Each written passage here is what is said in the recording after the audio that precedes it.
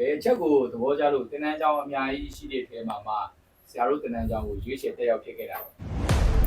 ပထမဆုံးကတော့ဒီသင်တန်းရဲ့ page ကိုလေ့လာတဲ့အခါမှာ video call နဲ့ title list တွေကိုတွေ့တယ်ဗျအဲ့မှာမတိကာတွေကကြည့်လိုက်တဲ့အခါမှာ1ကနေပြီး9တိရှိတယ်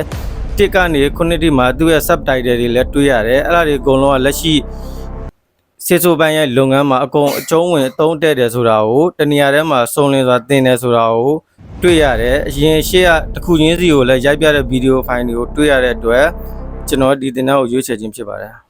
ကျွန်တော်ကတော့ကိုစော်ထုံးဖြစ်ပါတယ်အမှတ်စဉ်316မှာတက်ရောက်နေတဲ့သင်တန်းသားပါဒီကဘာတဲ့ဒဇက်ရိုက်သင်တန်းကိုကျွန်တော်လာ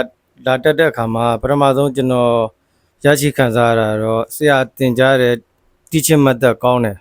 teaching method ဘယ်လိုကောင်းလဲဆိုတော့သင်ကြားတဲ့အခါမှာလွယ်ကူရှင်းလင်းတဲ့ teaching method တွေသင်ကြားနည်းတွေနဲ့သင်တဲ့အတွက်ကျွန်တော်တို့သင်တန်းသားတွေကအလွယ်တကူမှတ်သားနားလည်နိုင်တယ်နံပါတ်2အနေနဲ့ကတော့ဒီသင်တန်းမှာဆရာကဏ္ဍပေါင်းစုံကိုအသေးစိတ်အကုန်သင်ပေးတဲ့အပြင်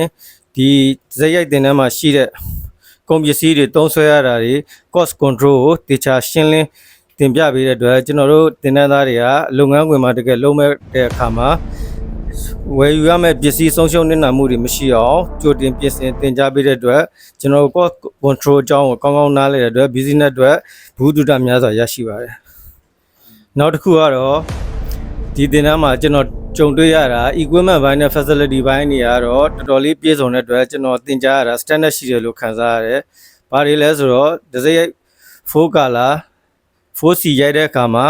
ရိုက်ရတဲ့ခုံတွေအသုံးပြုရတဲ့ပစ္စည်းတွေကကျွန်တော်တို့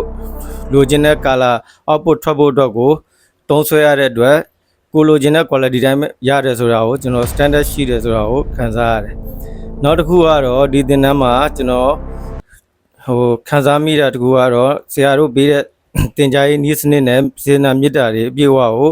ထမင်းစားခြင်းတဲ့အချိန်မှလည်းသိရပါတယ်။ဒီသင်တန်း3ရက်လောက်ဆိုပေမဲ့လည်းကျွန်တော်တို့တော့အများကြီးဘုဒ္ဓများစွာရရှိပါတယ်။ဒီသင်တန်းကနေဘလို့ကြိုးကြောင်းစီလျော်ပြီးတော့အနာဂတ် business plan ကိုထုတ်ပေါက်မယ်ဆိုတာကိုလည်းကျွန်တော်မြင်တွေ့ရတဲ့အတွက်နောက်တက်ရောက်မဲ့သင်တန်းသားအားလုံးအတွက်ကိုလည်းကျွန်တော် review ပေးပါတယ်။ဒီသင်တန်းကတကယ်ကောင်းမွန်တဲ့ပြည့်စုံတယ်ဆိုတာကိုလည်းကျေးဇူးတင်စွာနဲ့ပြောကြားလိုပါတယ်။